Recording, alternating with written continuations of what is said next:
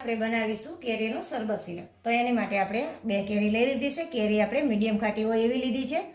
હવે આપણે આને આ રીતે જે આ થડનો ભાગ હોય કાઢી લઈશું અને આ રીતે આપણે સોલી લઈશું. આ રીતે આપણે કેરી સોલી અને સમારી લીધી છે. આમાં કોઈ શેપ નથી આપવાનો, તમારે જે ફાવે એ રીતે નાના મોટા કટકા તમે કરી શકો છો. હવે આપણે બાફી લઈશું. તો એની માટે આપણે આ કુકર લીધું છે. કુકરની અંદર આપણે આ કેરી બધી નાખી દઈશું.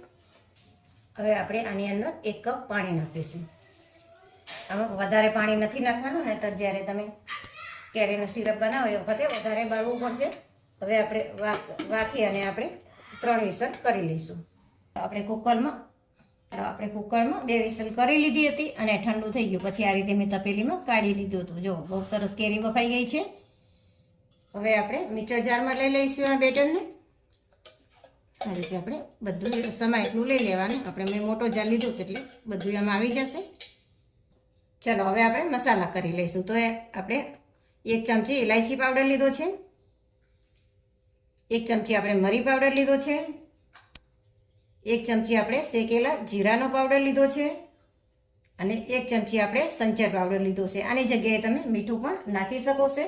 હવે આપણે ફ્લેવર માટે ફુદીનાના પાન લીધા છે. ફુદીનાના પાન વધારે નહીં નાખવાના, 15 થી 20 પાન જેટલા જ નાખવાના. જો વધારે નાખશો તો કેરીનો સ્વાદ જતો રહેશે અને તમને ફુદીનાનો સ્વાદ આવશે. તો એ માટે થઈને આપણે ફુદીનાના પાન ઓછા નાખવાના છે. આપણે આના ગ્રાઇન્ડ કરી લઈશું. ચલો આ રીતે આપણે ગ્રાઇન્ડ કરી લીધું છે. જો એકદમ સરસ એવું પીસાઈ ગયું છે. હવે આપણે આને ગાળી લઈશું. ચલો આ રીતે આપણે ગણી મૂકી છે અને નીચે આપણે તપેલી મૂકી છે. તો આપણે આને ગાળી લઈશું. આ રીતે કરતા જઈશું એટલે ફટાફટ ગળાઈ જાય. પછી આ રીતે આપણે ચમચો આ રીતે ફેરવશું એટલે બધો પલ્પ નીચે આવી જશે. જો આપણે ગાળી લીધું છે અને જો આટલા રેસા એના નીકળ્યા છે. આ રીતે આપણે કેરીનો પલ્પ તૈયાર કરી લીધો છે. હવે આપણે ચાસણી કરીશું. આપણે ખાંડ લીધી છે. તો ખાંડ આપણે 250 ગ્રામ લેવાની છે. તો આપણે 240 ગ્રામ લીધી છે અને બીજી આપણે 20 થી 30 ગ્રામ જેટલી લીધી છે. એટલે 250 ગ્રામથી આપણે થોડી વધારે લેવાની છે. હવે આપણે 1 કપ પાણી નાખીશું. તો આપણે 1 કપ પાણી લીધું છે. ચાલો હવે આપણે આ ખાંડને ઓગાળી દઈશું અને થોડી ઘટ થાય ને ત્યાં સુધી આપણે આને થવા દઈશું. જો આ રીતે બધી ખાંડ ઓગળી ગઈ છે અને સિરપ પણ ઘટ થઈ ગયું છે. તો હવે આપણે આની અંદર જે આ પલ્પ છે એ નાખી દઈશું. જો તમારે ગાળવાનો હોય તો થોડીક વાર બંધ કરી દેવાનો ગેસ. આ રીતે આપણે નાખી દઈશું બધો પલ્પ અને સારું એવું આપણે મિક્સ કરી લઈશું. જો આ રીતે આપણે સખત હલાવતું રહેવાનું અને આપણે ખાંડ અને આ મિક્સર બંને વસ્તુ સરસ એવું મિક્સ થઈ ગયું છે.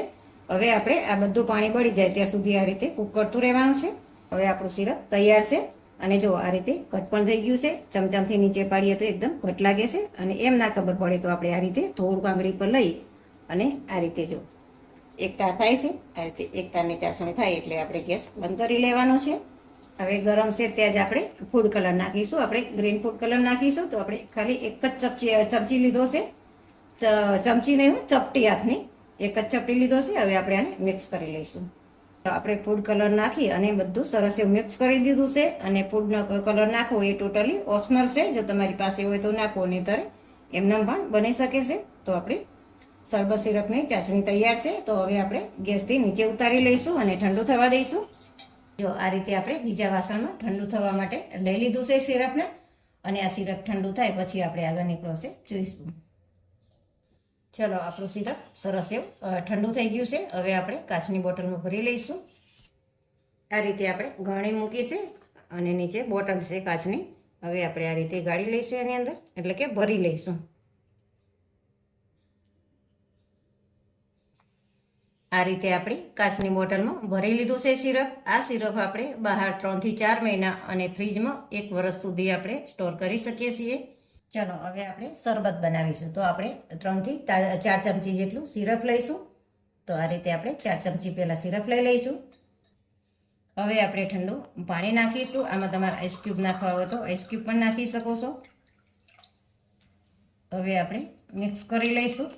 તો આપણું શરબત તૈયાર છે. જો આ રીતે તમે સિરપ બનાવી અને રાખશો તો ગમે ત્યારે ગરમીમાં તમે પી શકો છો. તો તમને આ રેસીપી વિડીયો ગમ્યો હોય તો લાઈક કરો, શેર કરો અને સબસ્ક્રાઈબ કરવાનું ભૂલતા નહીં.